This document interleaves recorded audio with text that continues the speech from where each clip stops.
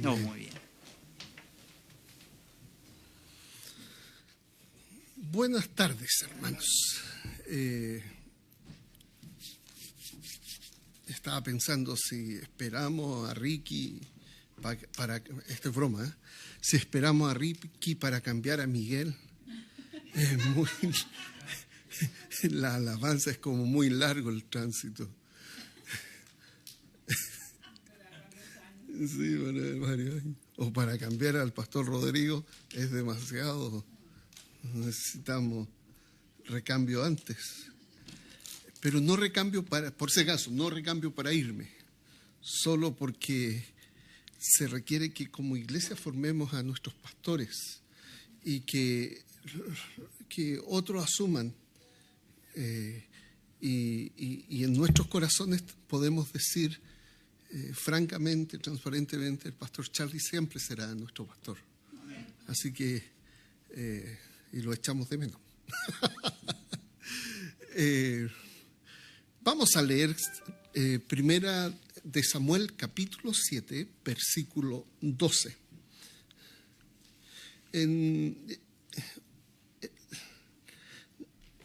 ¿Cuándo fue la última vez que México tuvo un terremoto? ¿Sí? ¿Septiembre? ¿2 años?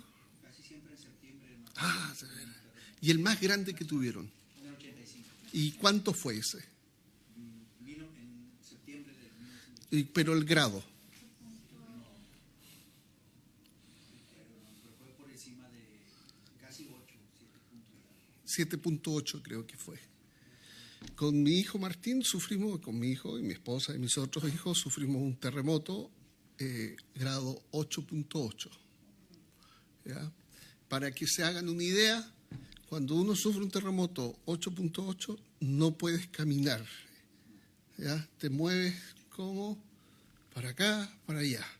Entonces, imagínense que ustedes tienen un bebé en los brazos, pero con la diferencia que tú eres el bebé, y te hacen así. ¿Ya? De esa manera se movía.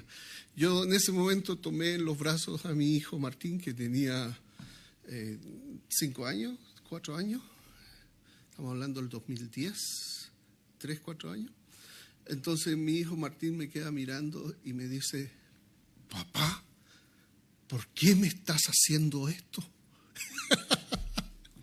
Entonces, imagínense, con mi hijo Martín, con los ojos, eran como las 2, 3 de la mañana, y Martín despierta con el movimiento y despierta con yo teniéndolo en los brazos, ¿ya? Y me queda mirando y dice: papá, ¿por qué me estás haciendo esto? Ahora me río, pero estaba asustadísimo, porque yo gritando, clamando a Dios, diciéndole: Señor, ten misericordia de nosotros que somos tus hijos. Porque fue 1 minuto, 2 minutos, no recuerdo, pero fue eterno el movimiento de la tierra en ese momento. Ahora después supimos que el mar salió, ¿ya? Y llegó a como 2 millas de nosotros, donde vivíamos, ¿ya? Entonces el mar salió. También recuerdo que edificios se cayeron en la ciudad donde vivíamos y realmente fue muy complicado el terremoto. Más encima, nuestra presidente de la época nos dijo: no se preocupen, no va a haber maremoto después del terremoto. Y ella, ignorante de las propias leyes del país, porque las leyes del país decían sobre 7, grado 7, tenemos que tomar todos los resguardos que va a haber maremoto. Pero este era 8.8. Así que, ¿qué creen que hubo? Maremoto. Y entonces murieron 500 personas solo porque la presidenta dijo que no iba a haber maremoto. ¿Ya? Y como todos nuestros países se lavan las manos, llevaron a juicio a la encargada de la que estaba de la sección, pero finalmente salió libre porque porque no fue con mala intención, ¿ya? Pero murieron, quizás no hubieran muerto 500 personas por el maremoto, quizás la mitad. Pero si se dan cuenta, ante un evento tan traumático, tan triste, la falta de conocimiento, la falta de información produce muertes. Ahora, ¿por qué estoy diciendo todo esto? Porque ayer estuvimos en una reunión de líderes y yo les pregunté a los hermanos, díganme los 5 problemas principales que han enfrentado como iglesia.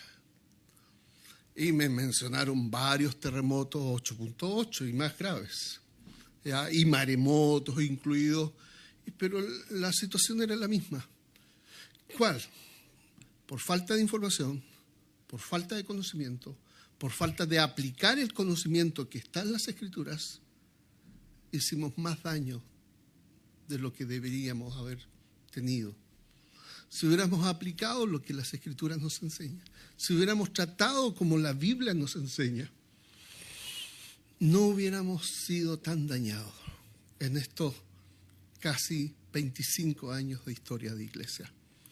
Porque hace 7 años, ahora me voy a incluir, nos llamamos Pasos de Fe, pero como iglesia, y aquí también me voy a incluir, tenemos 25 años de historia, ¿ya?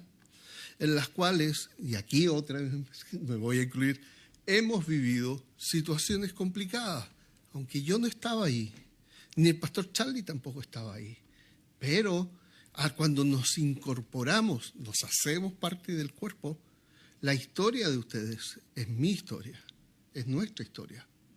Y ahí no las hemos pasado muy bien, las hemos pasado inclusive a veces mal. ¿Por qué? Porque hemos vivido varios terremotos, 8.8. Y a veces hemos sentido, como mi hijo Martín sintió, que cuando en realidad Dios nos tenía en los brazos, nos movía, que en realidad era que estábamos en sus brazos. Y con la confianza de mi hijo me dijo, papá, ¿por qué me estás haciendo esto? Y la respuesta es, siempre está. ¿Sabes tú que Dios ha estado en el proceso? ¿Ya? Y Dios, a pesar de todo, a pesar del pecado de otros, a pesar de nuestro propio pecado, ha estado con nosotros. ¿Ya? Veamos, 1 Samuel 7:12. Dice la Escritura. Sería bueno que leyeran la historia de Samuel. Samuel, a todo esto voy a aprovechar de decir. La Escritura, cuando Samuel, Dios le habla a Samuel, tendría unos 7 u 8 años. Fíjate, cuando Dios le habla a Samuel, tenía 7 u 8 años. ¿Y por qué Dios le habló a Samuel?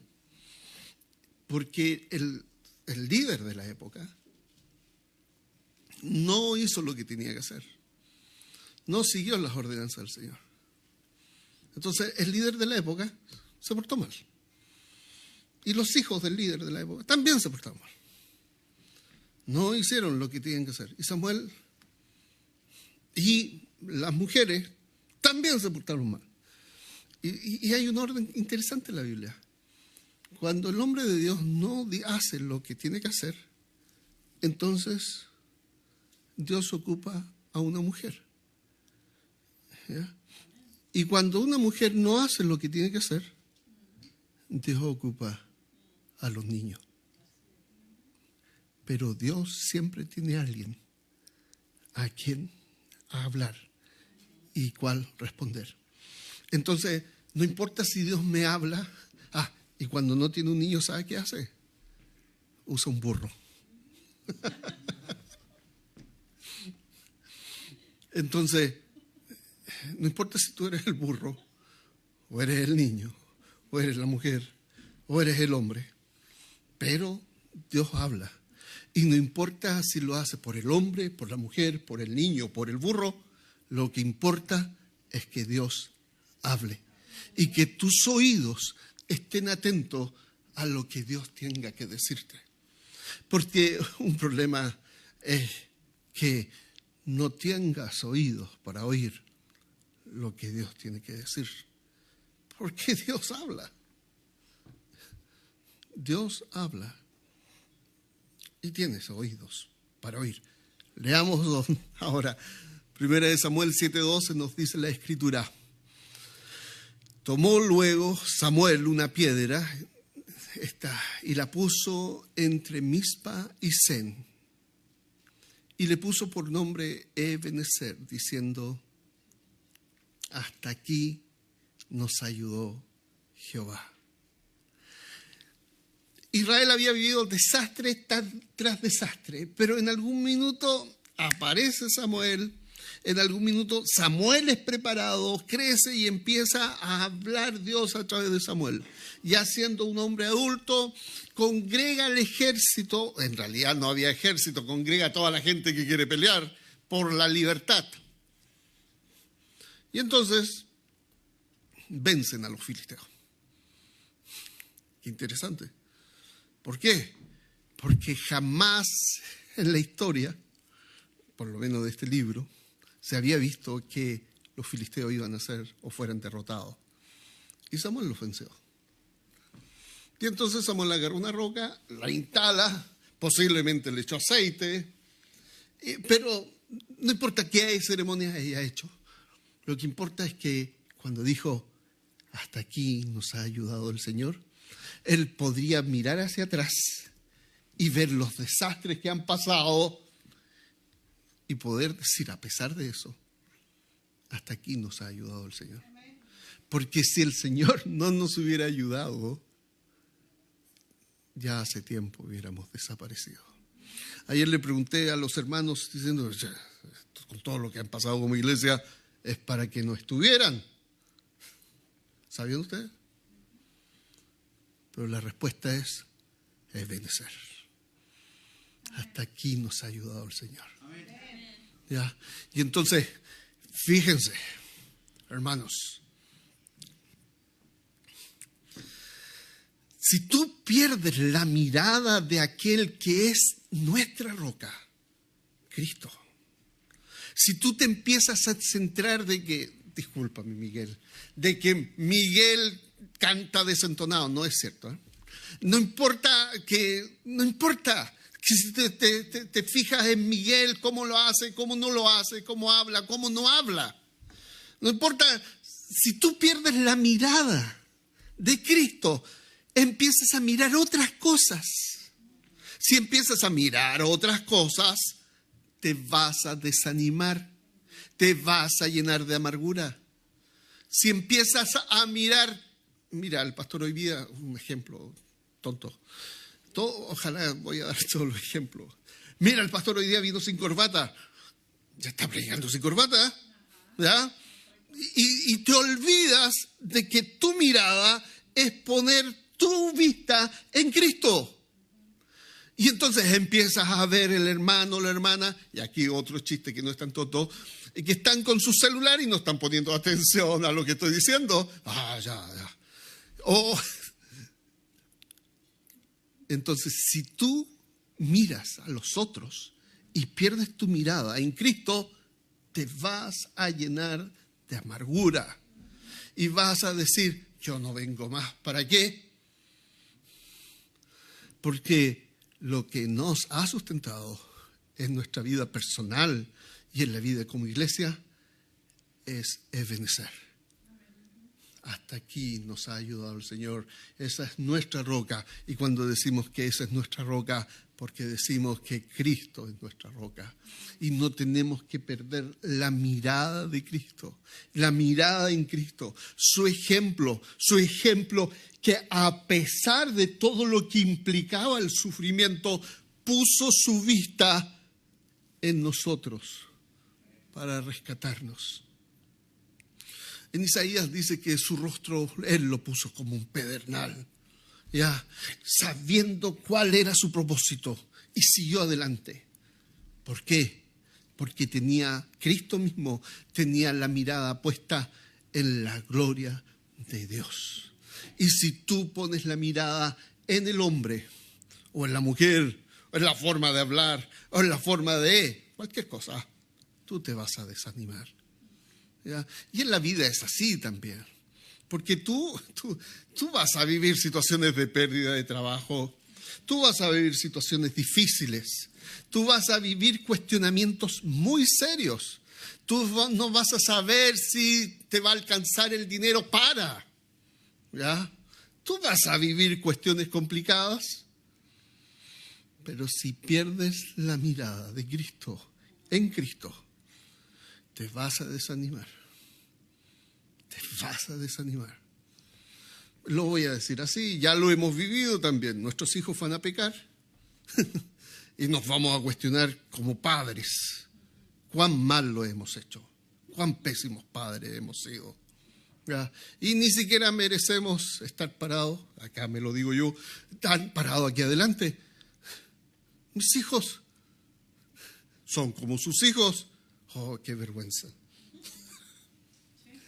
Entonces, fíjense, si tú pierdes la mirada en saber y decir, yo le he enseñado, ellos son responsables.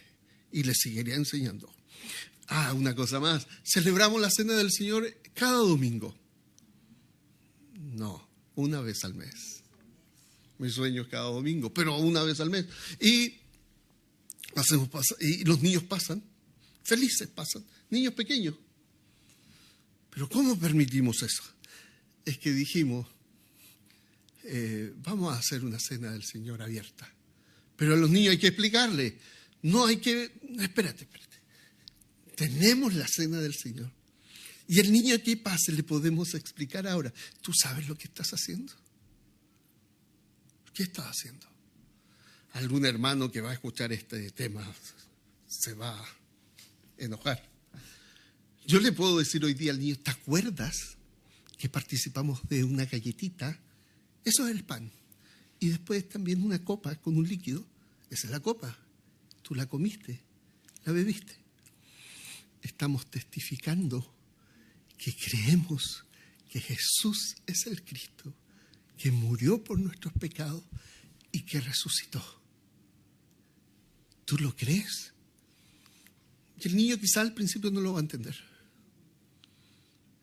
Pero la segunda vez le voy a preguntar, y la tercera vez también le voy a preguntar, y le va a preguntar el papá, la mamá, la abuelita, el tío, le va a preguntar el pastor, el profesor de escuela dominical, y se lo va a explicar. Y el niño va a decir, después con el tiempo, sí, yo ya sé eso, yo ya soy salvo. ¿Me comprendes lo que estamos haciendo? Compartiendo el Evangelio con nuestros niños de manera, por decirlo de alguna manera, usando estos símbolos. Proclamamos a Jesús como el Mesías a través del pan y de la copa. Ya, cierro mi paréntesis. Entonces, dije que Cristo es nuestra roca, la roca de ayuda. La Biblia nos muestra que Cristo es esa roca viva que Dios levantó para nosotros. Si perdemos la mirada de la roca, estamos perdidos. Si perdemos la mirada y la ponemos en las actitudes de los hermanos, o si ponemos la mirada, ayer hablábamos de que habían hermanos que se oponían a usar el tapabocas, ¿ya? Y hicieron mucho protesta con el tapabocas. Y no están hoy día acá. Estamos hablando de la historia de hace 6, 7 años. ¿En qué pusieron la mirada? En el tapabocas. Y el enemigo usó el tapabocas para que dejáramos de lado la mirada en Cristo, la roca. ¿Ya? Entonces, tenemos que tener claro. Y cuando hablo de Cristo, hablo de la obra redentora. Hablo también de que en Cristo las promesas de Dios se han cumplido. Y hablo de Él acerca de su presencia constante para nuestras vidas. Cristo es nuestra roca, Cristo es nuestro ebenecer, Cristo es donde tenemos que tener la mirada. Porque si perdemos la mirada de Cristo nos vamos a desanimar, nos vamos a desalentar y no vamos a encontrar sentido al terremoto que estamos viviendo. Y no vamos a actuar con fe ni con esperanza de que Dios está usando las circunstancias para moldear nuestro corazón. Recuerden como el ejemplo que di de mi pequeño cuando decía, papá, ¿por qué me estás haciendo esto? Pero él no lo dijo desde ni el miedo, ni la rabia, ni la vergüenza, sino que como un niño que se sabe amado por su padre, le está preguntando al papá, papá, ¿por qué me estás haciendo esto? Sabiendo que lo que está haciendo el papá tiene un propósito. Pero si él duda del buen propósito de su padre, si él duda de que no hay promesas, si él no tiene esperanza, si él no centra su mirada en lo que el papá está queriendo hacer, en la bondad del padre, todo lo contrario va a ocurrir. ¿Ya? ¿Por qué? Porque la opción de mi hijo era salir arrancando de mis brazos y tratar de arrancar en medio del terremoto. Y eso hubiera sido un desastre. ¿Ya? Entonces, tenemos que tener algo claro. Como iglesia, no fue la fuerza de ustedes los que los sacó adelante. No fue nuestra fuerza, me voy a incluir, las que nos ha sacado adelante, ¿ya?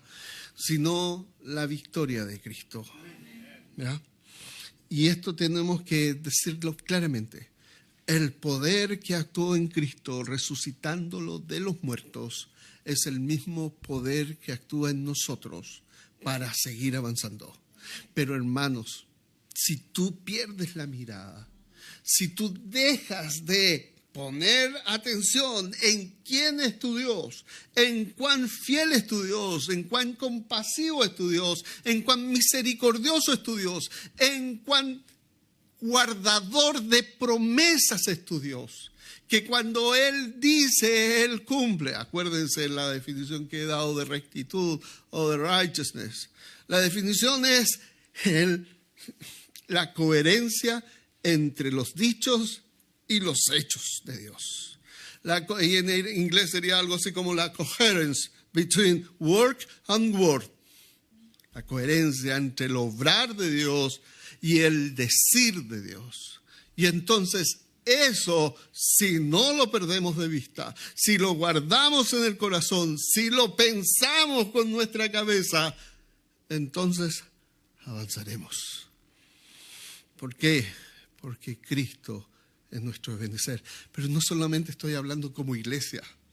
Hermanos, nosotros los hispanos vamos a atravesar situaciones difíciles. Ya se están viendo.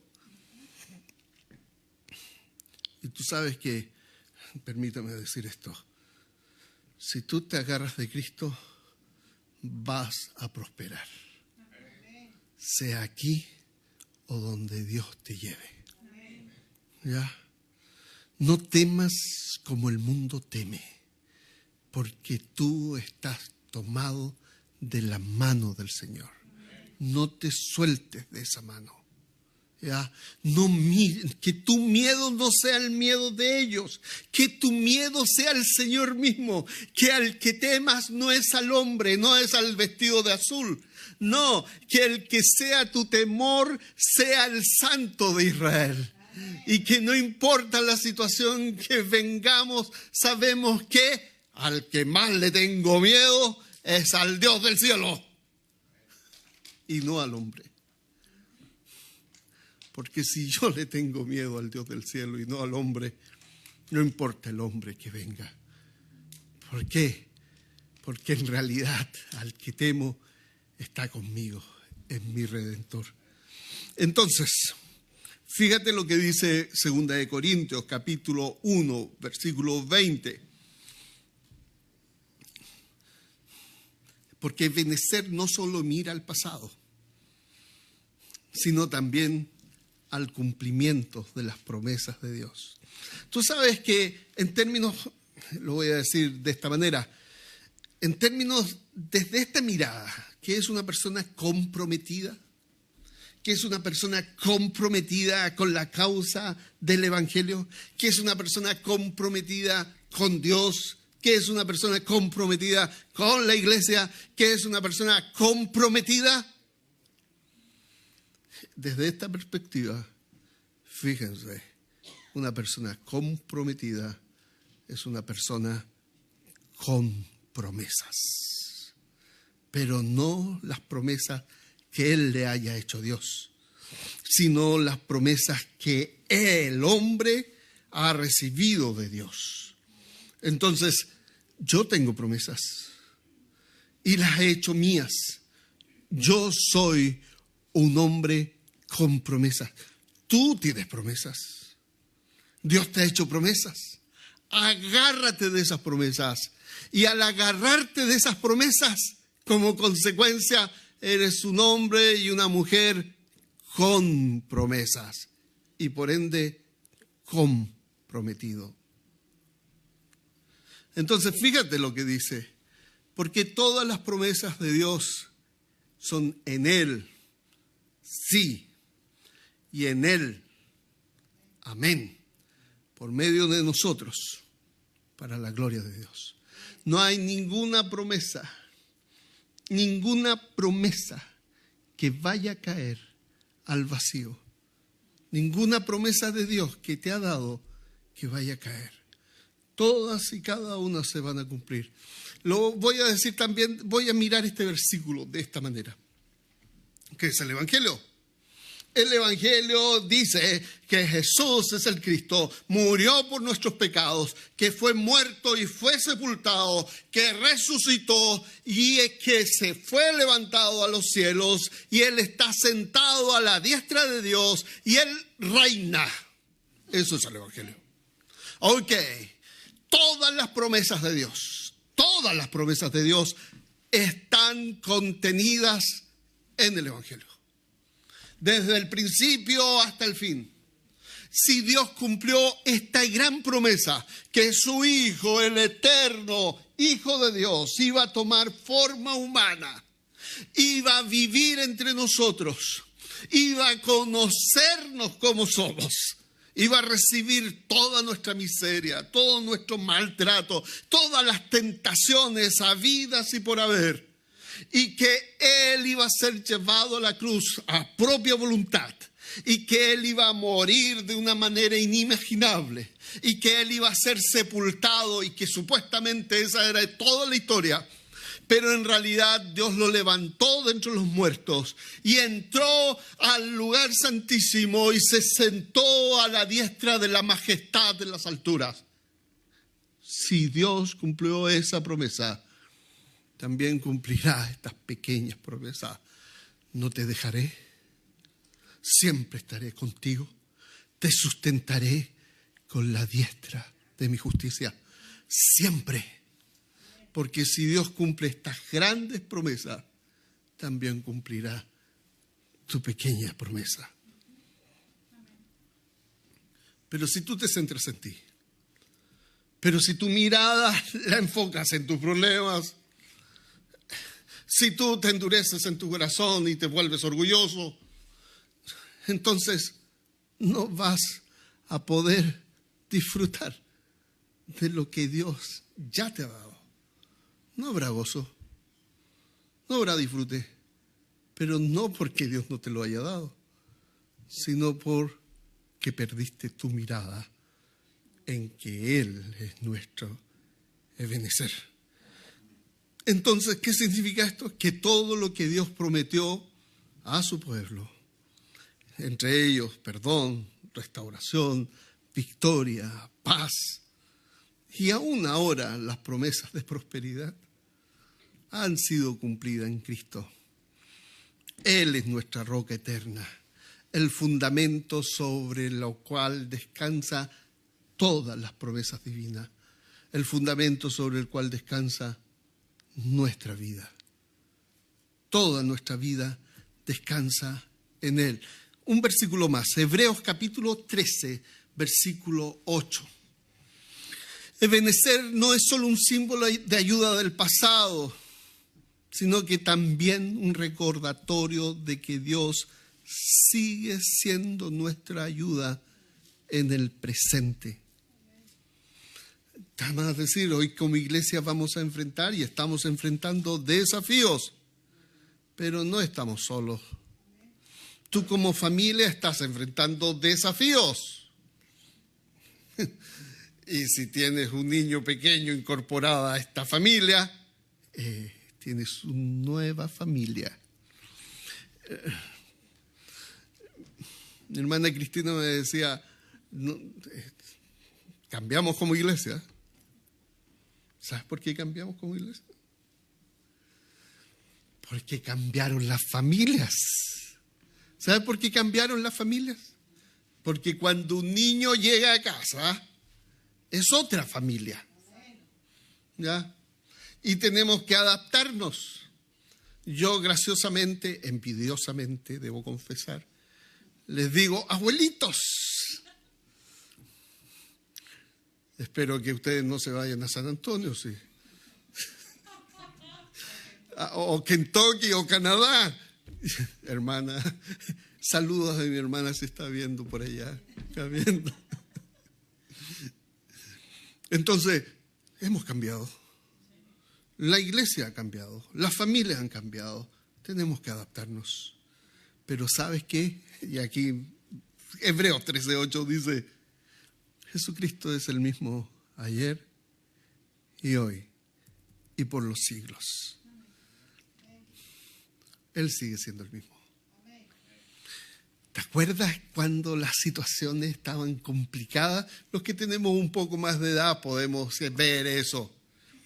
Yo me acuerdo en alguna oportunidad teniendo 30 años, no tan joven, pero viendo un desastre por delante. ¿Y sabes qué? Yo solo hice mis películas de desastres. Y me creí las películas y entonces me hundí en esa película que yo mismo fabriqué en mi cabeza. Y sabes que yo miro hacia atrás y digo, qué necio. ¿Por qué? Porque Dios me ayudó hace 25 años atrás. Y me seguirá ayudando. Y Dios te ayudó. 10 años, 20 años. Y te seguirá ayudando. Y verás cómo Dios sigue siendo Ebenezer. Hasta aquí nos ha ayudado el Señor. Hoy día tienes 20, 30, 40, 50, 60, la edad que tengas. Y tú puedes decir y poner un punto hoy día en tu vida y mirar hacia atrás y decir, Ebenezer, Dios ha sido mi roca, mi ayuda, mi sustento, el que me ha animado, el que ha trabajado en mi vida, el que ha estado conmigo en todo esto. Y en 10 años más podrás decir lo mismo. En 20 años más podrás ponerte en ese punto y decir, Ebenezer. Y sean 30, 40, no sé si llegaré a esos 40, pero si no llego, yo en el cielo diré, Ebenezer, tú fuiste mi ayuda, mi sustento, mi ánimo, mi consuelo, la razón de mi vida. Amén, aleluya. Entonces, hermanos, Ebenezer en el pasado, Ebenezer en el presente, Ebenezer en el futuro. Él es nuestra ayuda. Fíjense, no tenemos edificio, pero seguimos siendo iglesia. Nosotros somos el edificio. ¿Ya? Porque algunos tienen edificio, pero no son iglesia. Entonces,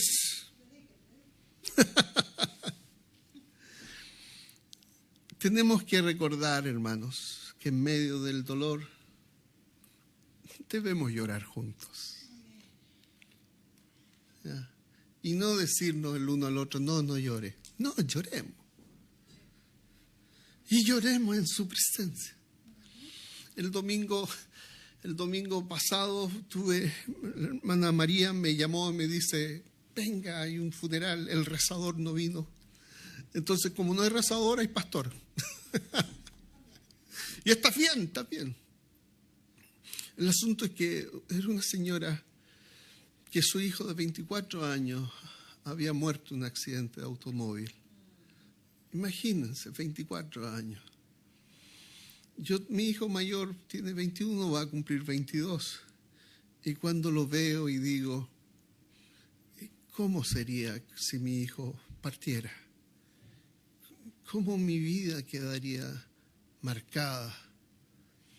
Yo sé que me levantaría del dolor, no por mi carne, no porque yo quisiera, sino solo por la gracia de Dios. Porque si a uno de mis hijos le pasara algo, yo querría morir con ellos. Y tendría que sujetarme a la gracia del Señor para levantarme. Bueno, fíjense, en el año pasado, entre la gente que conocemos, la hermana Sarita hablaba de una sobrina, nieta, algo pariente, que murió por una sobredosis de fentanilo. El hijo de nuestro hermano Víctor falleció por un disparo.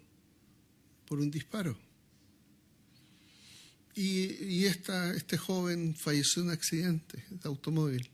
Y tú sabes que las 3 razones principales en Estados Unidos por qué los jóvenes están muriendo es droga, automóvil y armas. E indirectamente lo hemos vivido acá. Ok, ¿por qué digo esto? Porque a pesar de que vivamos ello, será Ebenezer, la roca de nuestra ayuda, donde nos podremos levantar. Estando en el lugar, me senté al lado de la señora y lo único que hice durante un rato fue llorar con ella. ¿Ya? No había palabras, porque ante las situaciones de tal dolor no hay palabras. No hay palabras. Y después de llorar con ella, compartí la razón de mi esperanza. Cristo, su perdón, su restauración. Y mi hermano Luis podrá decir, ¿sabes qué? Yo no he sido el mismo después de. Su esposa dirá lo mismo. Tengo más esperanza en el Dios de la esperanza. Tengo más anhelo de que el Señor Jesucristo venga. Tengo más deseos de reunirme con Cristo. Cuando mis hijos eran pequeños, les conté que el viejito, nosotros en Chile le decimos Santa Claus al viejito pascuero, en Chile decimos viejito pascuero a Santa Claus. Es el único país del mundo que le dice viejito pascuero. Somos bien extraños los chilenos. Bueno, Martín me dice, papá, porque le enseñé que el viejito pascuero Santa Claus había muerto, que era un cristiano llamado Nicolás. Y que si viene en algún minuto, viene con Cristo. Entonces mi hijo Martín me pregunta, papá, ¿cuándo viene Cristo? Pronto, hijo, pronto. ¿Y por qué me pregunta? Es que ahí viene el viejito pascuero.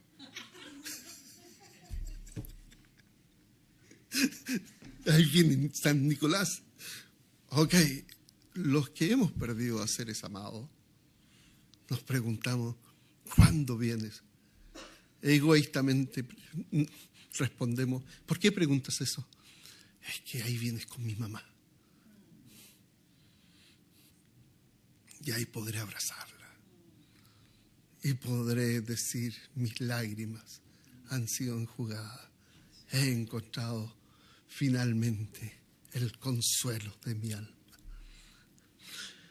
Entonces Cristo viene. Cristo viene con los que amamos, los que han partido. No debemos olvidar cuál ha sido su obra, su muerte, su resurrección, su reinado, su pronta venida.